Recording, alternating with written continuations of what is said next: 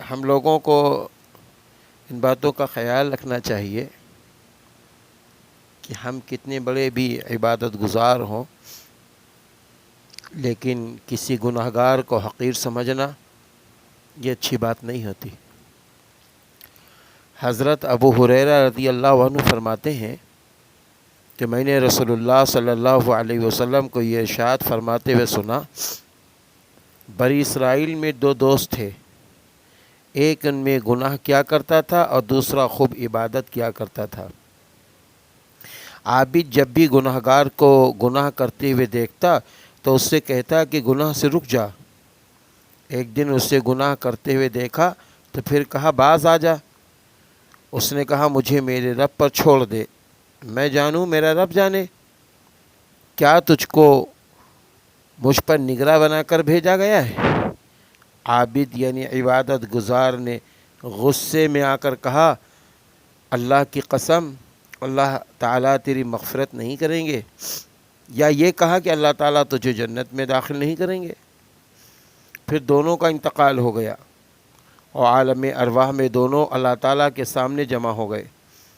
اللہ تعالیٰ نے عابد سے پوچھا کیا تم میرے بارے میں جانتے تھے کہ میں معاف نہیں کروں گا، یا معاف کرنا جو میرے قبضے میں ہے کیا تمہیں اس پر قدرت حاصل تھی کہ تم مجھے معاف کرنے سے روک دو، کہ جو دعویٰ کیا کہ اللہ تعالیٰ تیری مغفرت نہیں کریں گے؟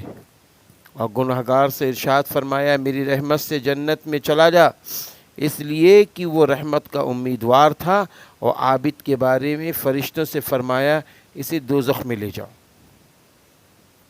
یہ ابو داؤد شریف کی روایت ہے۔ حدیث شریف کا یہ مطلب نہیں کہ گناہ پر جرأت کی جائے، اس لیے کہ اس گناہ گار کی معافی اللہ تعالیٰ کے فضل سے ہوئی۔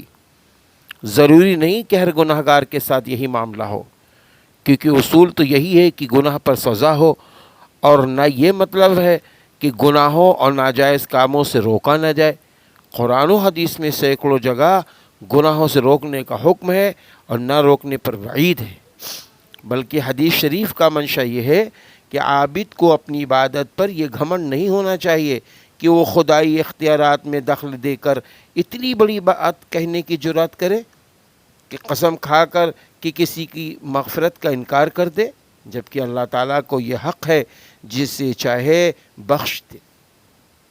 حضرت ابو ہریرہ رضی اللہ عنہ روایت کرتے ہیں کہ رسول اللہ صلی اللہ علیہ وسلم نے ارشاد فرمایا آدمی کو اپنے بھائی کی آنکھ کا ایک تنکا بھی نظر آ جاتا ہے، لیکن اپنی آنکھ کا شہتیر بھی اسے نظر نہیں آتا، اپنی آنکھ کا شہتیر تک نظر نہیں آتا۔ مطلب یہ ہے کہ دوسروں کے معمولی سے معمولی عیوب نظر آ جاتے ہیں اور اپنے بڑے بڑے عیوب پر نظر نہیں جاتی۔ حضرت ابو رافع رضی اللہ عنہ روایت کرتے ہیں کہ رسول اللہ صلی اللہ علیہ وسلم نے ارشاد فرمایا جو شخص میت کو غسل دیتا ہے اور اس کے ستر کو، اور اگر کوئی عیب پائے تو اس کو چھپاتا ہے، اللہ تعالیٰ اس کے 40 بڑے گناہ معاف فرما دیتے ہیں، الحمدللہ۔ اور جو اپنے بھائی کی میت کے لیے قبر کھودتا ہے اور اس کو اس میں دفن کرتا ہے تو گویا اس نے قیامت کے دن دوبارہ زندہ اٹھائے جانے تک اس کو ایک مکان میں ٹھہرا دیا، یعنی اس کو اس قدر اجر ملتا ہے جتنا کہ اس شخص کے لیے قیامت تک مکان دینے کا اجر ملتا ہے۔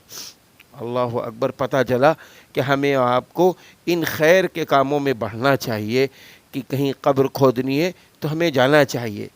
کتنی اہم روایت ہے، اس پر ہم کو توجہ دینی چاہیے۔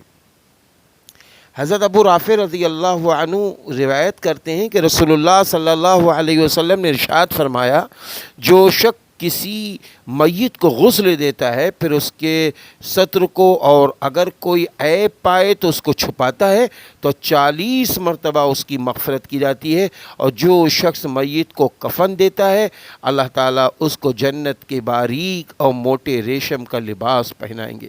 اللہ اکبر۔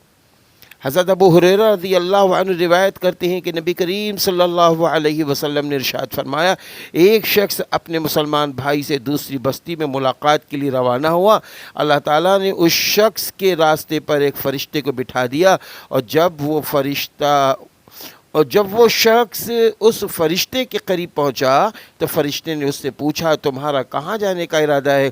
اس شخص نے کہا میں اس بستی میں رہنے والے اپنے ایک بھائی سے ملنے جا رہا ہوں۔ فرشتے نے پوچھا کیا تمہارا اس پر کوئی حق ہے جس کو لینے کے لیے جا رہے ہو؟ اس شخص نے کہا نہیں، میرے جانے کی وجہ صرف یہ ہے کہ مجھے اس سے اللہ تعالیٰ کے لیے محبت ہے۔